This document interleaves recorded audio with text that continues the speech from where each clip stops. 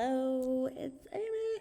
I'm here on MacDowell day 4, and yeah, it's been great. Trevor arrived, so it's so wonderful to see them, and they fit right in with the other poets, and we both have that sort of glazed look of awe in our eyeballs at how kind of nice and fancy it is.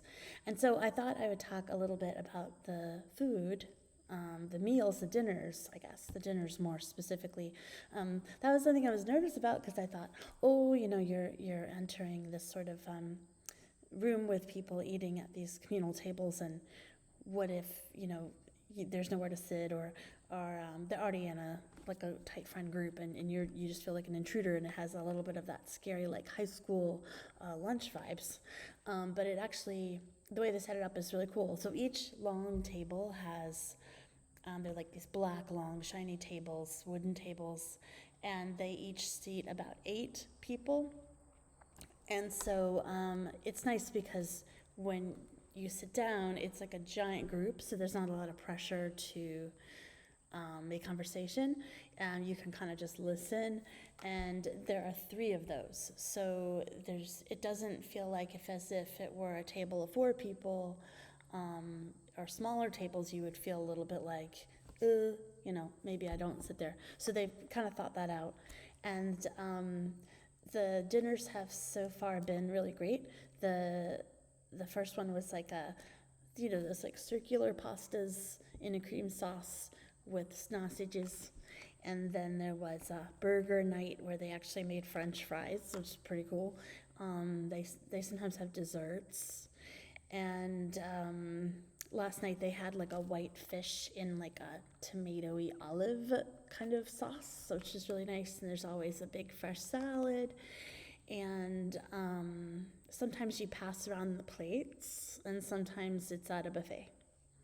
And they even do the food on the weekend. So other residencies I've been to, the weekends the staff takes a break, but not here. It's constant. Like, these poor people work so much, and it's really, you just feel very spoiled, I guess, in a lot of ways. And people can also go for a hot breakfast if they wake up early, unlike me, so I've never made it over there, but I've heard telltale that you could get pancakes if you were to wake up around 8. So that seems like an unachievable goal for me right now, but there might be one time when I wake up that early and go eat pancakes. If so, I'll report back.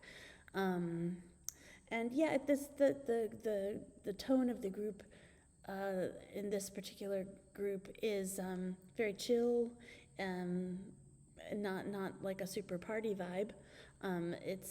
It's more just, after dinner, it only lasts an hour, and sometimes there's a presentation right after, and sometimes there's not, and people will either go sit in some chairs and look at the stars and chat, or some people go back to work. But there doesn't seem to have been a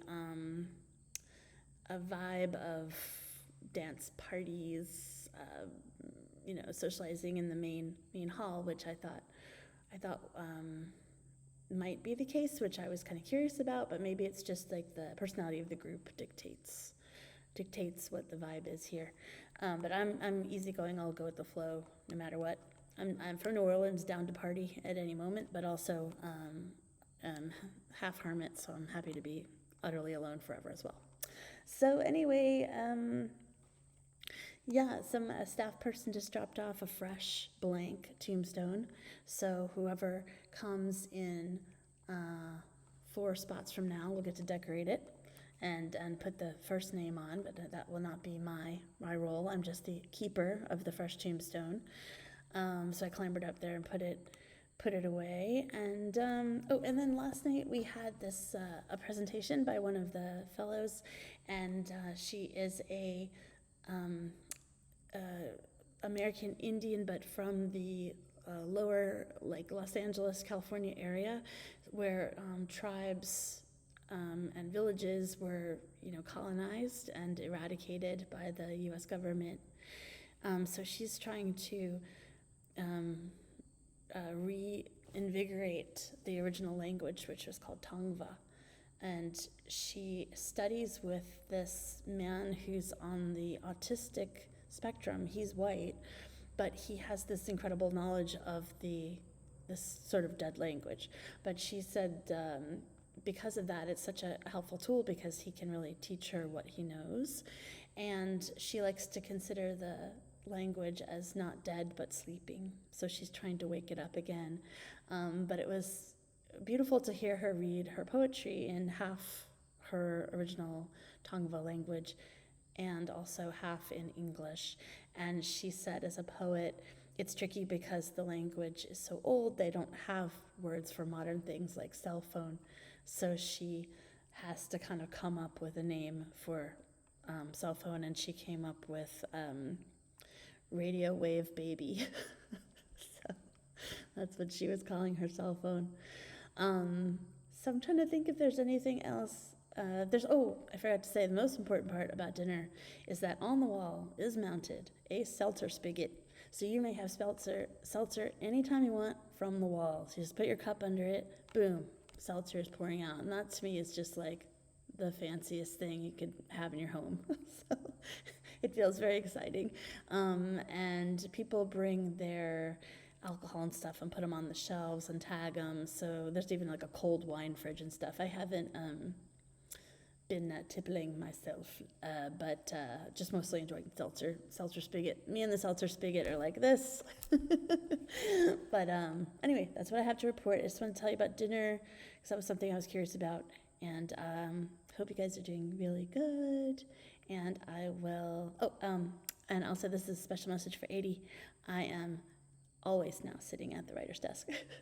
So I've colonized it completely.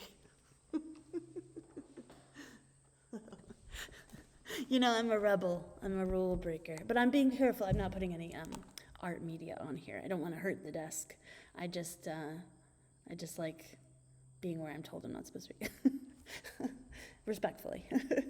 Okay, talk to you guys later. Bye.